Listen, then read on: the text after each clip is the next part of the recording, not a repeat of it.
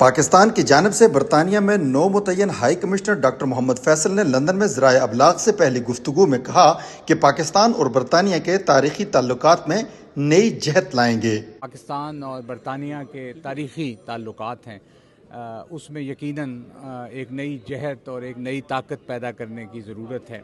اس کی ہم کوشش کریں گے انشاءاللہ۔ یہاں ہماری کمیونٹی جو یہاں پریزنٹ ہے، اس کی بڑی اسٹرینتھ ہے، بڑی طاقت ہے۔ ہائی کمشنر آف پاکستان نے کہا کہ 5 اگست 2019 کو بھارت نے کشمیر پر قبضہ کرنے کی کوشش کی جو کامیاب نہیں ہوئی۔ جو واقعہ 5 اگست 2019 کو پیش آیا تھا اور ہندوستان نے کوشش کی کہ مقبوضہ جموں کشمیر پہ قبضہ کر لے، جو ابھی تک کامیاب نہیں ہوا۔ ڈاکٹر فیصل نے کہا کہ کشمیریوں کی آزادی کی جدوجہد جاری ہے اور جاری رہے گی، اسی سبب ہندوستان خوف زدہ ہے۔ ہمارے جو کشمیری بھائی بہن ہیں وہ ان کی جدوجہد جاری ہے، پہلے بھی جاری تھی، اب بھی جاری ہے اور یہ جاری رہے گی۔ میں ہمیشہ کہتا ہوں کہ یہ ایسا مسئلہ نہیں ہے جو چند دنوں میں یا چند ہفتوں میں یا چند سالوں میں حل ہو جائے گا۔ مملکتوں کے مسائل جو ہوتے ہیں یا جو ڈسپیوٹس ہوتے ہیں ان کو تصفیے میں ایک لمبا وقت لگتا ہے اور یہ جدوجہد جنریشنز میں چلتی ہے۔ یہ اسی بات سے ہندوستان خوفزدہ رہتا ہے۔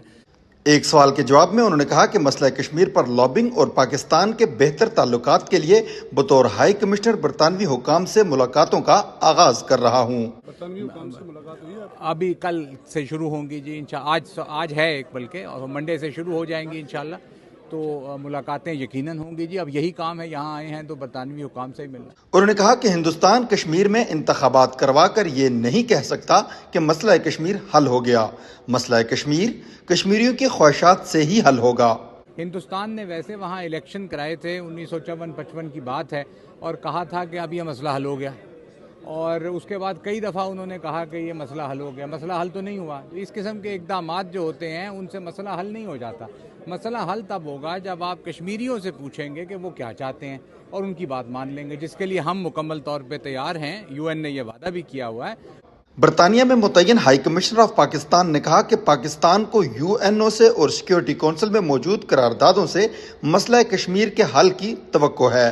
ہمارا جو توقع یا ہماری جو امید ہے وہ انٹرنیشنل کمیونٹی سے، UN سیکیورٹی کونسل سے ہے، جن کی قراردادیں موجود ہیں اور جن پہ ڈسکشن ابھی 2019 کے بعد بھی 2-3 دفعہ ہوئی ہے، تو ہمیں مکمل توقع ان کی امپلیمنٹیشن کی یقیناً۔ انہوں نے کہا کہ پاکستان کی عالمی برادری سے اپیل ہے کہ بھارت میں کشمیری حریت قیادت کی رہائی کے لیے کردار ادا کرے۔